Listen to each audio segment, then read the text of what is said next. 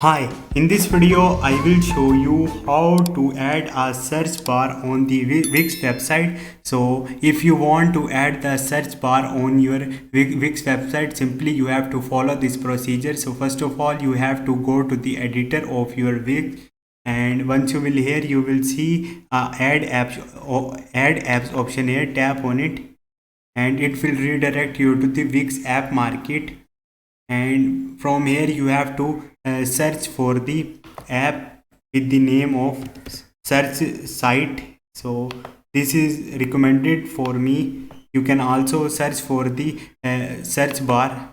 Tap on it and click on the add to the site, and click on the add to the site again.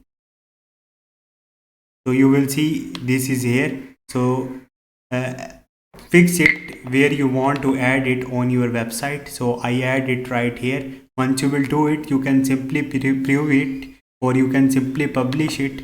So this is the procedure to add the search bar on your website. Hope this video will helpful for you. See you next time. Thank you.